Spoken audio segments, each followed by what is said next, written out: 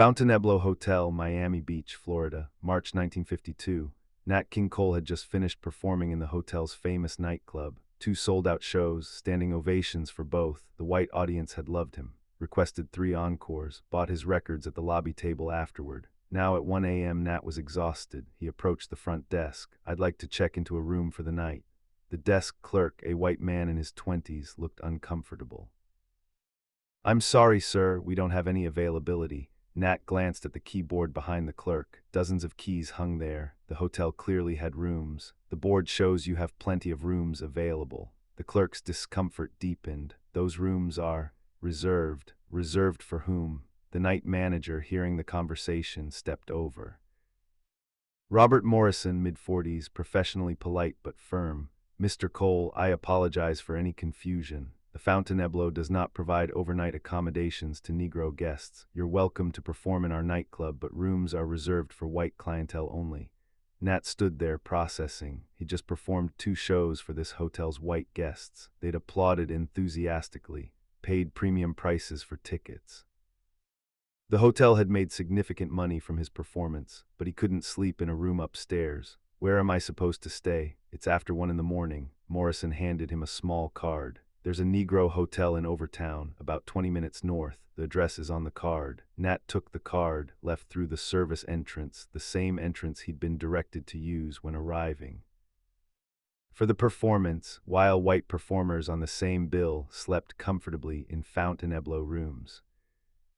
Before we dive into how Nat King Cole routinely performed to standing ovations in segregated hotels and venues that then refused to let him sleep in rooms upstairs, how he sometimes had to drive hours to find black hotels or sleep in his car when none existed nearby, and how this practice continued even as he became one of the biggest stars in American music, let me ask, where are you watching from? Drop a comment, because this story about segregated hospitality is as relevant in 2026 as it was in 1952. The pattern was consistent across the country, not just the Deep South. Any venue that allowed black performers but maintained segregated guest policies created this situation. Nat would perform, the audience would applaud, then he'd be escorted out through the service entrance and directed to find accommodation elsewhere. The Chicago Palmer House in 1954 was particularly stark. Nat performed in the Empire Room, one of Chicago's most prestigious entertainment venues. The room seated 400, both shows sold out. Tickets were $15 per person, expensive for 1954. After the second show, Nat asked about staying in the hotel. The Palmer House was a luxury hotel. It had over 20 rooms, but none for him. The manager explained, "We have a policy. Entertainers of your background are welcome to perform, but overnight accommodations are reserved for our regular guests. I am a regular guest. I'm performing here. I'm paying taxes on my income from this performance. Why can't I stay in the hotel where I'm working?" "It's hotel policy, Mr. Cole. I don't make the rules." Nat had to cab across town to the south side to a black hotel. By the time he checked in, it was nearly 3 a.m. He had a 6 a.m. call time for a radio interview the next morning. 4 hours of sleep, fragmented by the stress and humiliation of being rejected. Meanwhile, the white comedian who'd opened for him that night slept comfortably on the 12th floor of the Palmer House. The New Orleans Roosevelt Hotel in 1953 was similar.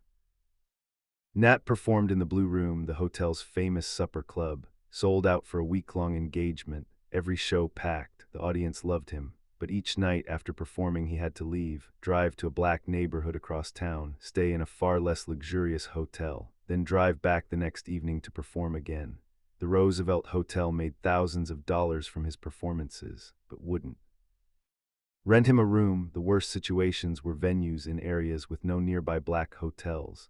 Small towns, rural areas, places where Nat was booked to perform, but there was literally nowhere for a black guest to stay. Sometimes he'd have to drive 2 or 3 hours after a performance to find accommodation, arrive at 2 or 3 a.m., sleep for a few hours, then drive back for the next show. Other times there was no option at all. He'd sleep in his car, in the parking lot of the venue where he'd just performed, or on the tour bus if he was traveling with a band.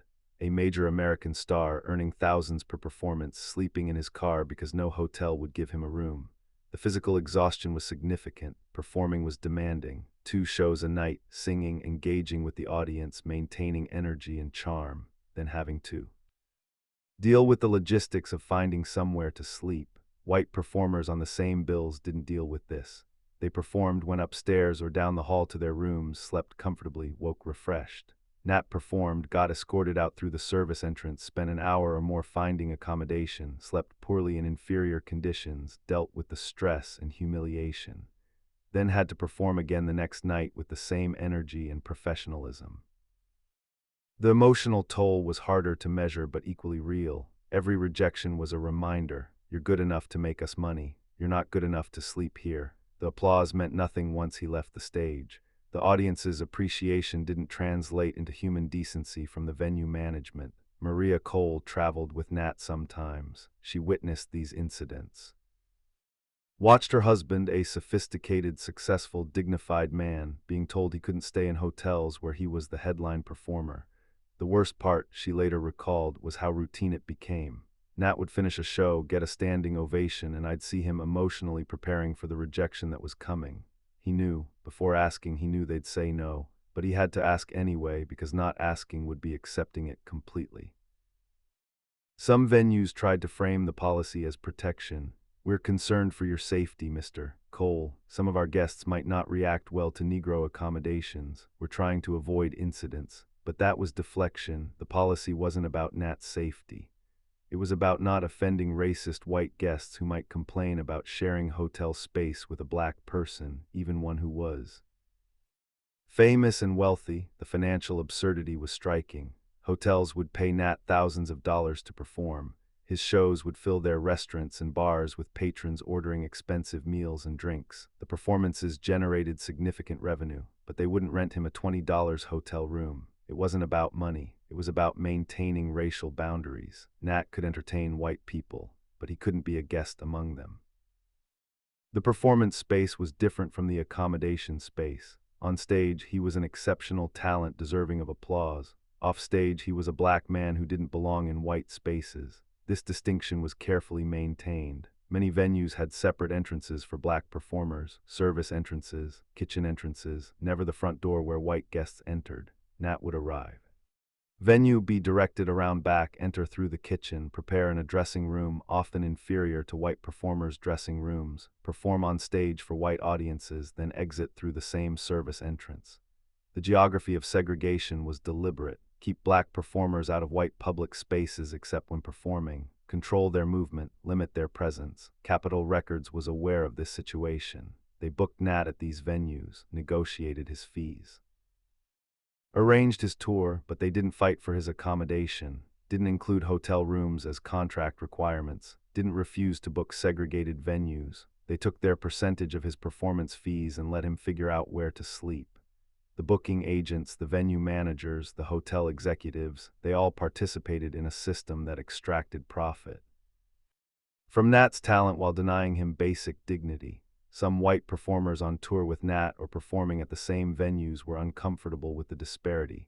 A few offered to share their rooms or spoke up to management, but most just accepted it as how things were. They didn't create the system, so they didn't feel responsible for it. They benefited from it: comfortable accommodations, front door entrance, respect, but didn't see that benefit as connected to Nat's exclusion. The venues justified the policy through circular logic. We have to maintain standards that our guests expect. But the standards were racism. The expectation was segregation. When challenged, which was rare, managers would claim they were just following local customs. In the South, Jim Crow laws made segregation legal. In the North, there were no laws, but custom and policy achieved the same result. Nat almost never publicly discussed these experiences. In interviews, he'd describe the joy of performing, the wonderful audiences, the success of his shows. He wouldn't mention sleeping in his car afterward or driving 2 hours to find a black hotel. Complaining publicly risked backlash. Venues might stop booking him. White audiences might see him as difficult or ungrateful. The entertainment industry valued black performers who didn't make white people uncomfortable with racial realities. So Nat performed his role on stage and off, grateful, accommodating, professional, never letting the audience see the humiliation he experienced after they stopped applauding. The few times he did speak about it, years later, his tone was measured. It was frustrating. You perform for people who clearly enjoyed your work and then be told you couldn't stay where you just worked. But that was the reality. You dealt with it or you didn't work. But dealing with it meant absorbing constant indignity, meant being exhausted not just from performing but from the logistics of segregation, meant having your professional success coexist with personal rejection. The situation began improving in the late 1950s and early 1960s, not because of moral awakening but because of economics and changing laws. As the civil rights movement gained momentum, some hotels began integrating. Not all at once, not enthusiastically, but gradually. The risk of protests, bad publicity, or legal challenges made segregation more costly. Some major hotel chains adopted integration policies in the late 1950s. Partly moral, partly business, they wanted to attract all customers, including successful black professionals and entertainers who could afford their rooms. By the early 1960s, Nat could stay in most major hotels where he performed. Not all, not in the Deep South, but the situation was improving. The improvement came too late to undo the damage. Years of being told you can perform but you can't stay. Years of service entrance escorts and middle-of-the-night drives to find accommodation. Years of sleeping in cars or inferior hotels while white performers slept comfortably yards from where you just performed. That accumulation of indignity doesn't disappear when policies change. It's carried, remembered, part of the permanent record of how you were treated. Nat King Cole died in 1965. By then, most major hotels had integrated. He'd experienced both eras, the systematic exclusion and the gradual, reluctant acceptance. But the early and mid-1950s, when he was at his performing peak, were also the peak of hotel segregation for black performers. The time when he was most successful and most excluded. The venues that rejected him are still operating. The Fountainebleau, the Palmer House, the Roosevelt Hotel, their historic properties celebrated for their legacy in American hospitality and entertainment. Their legacy includes refusing to accommodate one of the greatest American performers because he was black. That's part of their history too, though their promotional materials tend to gloss over it. The practice of allowing black performers while denying them accommodation was particularly cruel because it was explicit. It wasn't subtle discrimination. It was stated policy. You can work here, you can't stay here. The venues wanted Nat's talent and the revenue it generated. They didn't want him as a guest. They wanted to profit from him without treating him as equal. That's exploitation with a thin veneer of politeness. We're not stopping you from performing. We're just not letting you stay overnight. But forcing someone to perform and then leave to work but not rest in the same place is its own form of control. It says, your value is conditional, temporary, limited to your utility. When Nat left those stages to applause, the applause stopped mattering the moment he reached the service entrance. The appreciation was performance deep. It didn't extend to basic human respect. That's what made it so insidious. The audiences weren't hostile. They loved the music. They were genuinely appreciative. Their enjoyment was real, but it coexisted with their acceptance of his exclusion. They'd applaud him on stage, then go to their hotel rooms while he was directed to the service exit. Their appreciation didn't translate into solidarity or advocacy. Most never knew, never asked, never wondered where Nat stayed after the show. The performance was enough for them. What happened afterward wasn't their concern. That indifference enabled the system.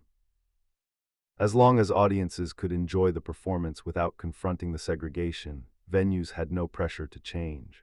Nat King Cole performed to standing ovations in hotels that wouldn't let him sleep in rooms upstairs. That sentence captures a specific form of American racism, the kind that appreciated black talent while denying black humanity. He was good enough to make them money, not good enough to be their guest. That distinction, maintained through formal policies and informal customs, defined much of his touring experience in the 1950s.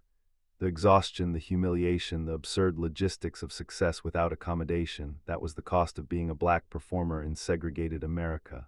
And he paid it, every night, every tour, every standing ovation followed by a service exit, because the alternative was not performing, not working, not pursuing his career, so he performed. They applauded. He left through the back, found somewhere to sleep, came back the next night, and did it again. That's not just about the 1950s. That's about how America treated and in some ways still treats black excellence, celebrated in limited contexts, excluded from full participation, valued for utility, denied full humanity. Nat King Cole's hotel exclusions are a historical fact. But they're also a metaphor, a reminder that applause doesn't equal equality, that appreciation doesn't eliminate segregation. The standing ovations were real, so was the rejection at the front desk. Both happened, in the same building, on the same night. That's the story, not about performing, about where you could sleep afterward, and who got to decide. Documentation exists in tour schedules and expense reports. Nat's 1953 tour receipts show performance fees from luxury hotels like the Roosevelt, $3, $0 for 2 nights, but accommodation expenses at modest black hotels miles away do drop in, $12 per night. The distance wasn't just physical, it was symbolic. Each drive reinforced the message: your labor is welcome, your presence as a guest is not. Some venues eventually changed policies individually before broader integration, usually after specific incidents or pressure, but many maintained segregation until federal laws and economic pressure forced change.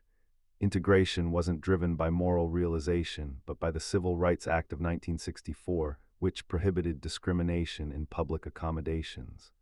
By then, Nat had endured over 15 years of service entrance exits and middle-of-the-night drives. The emotional resilience required to maintain professional excellence under these conditions deserves recognition.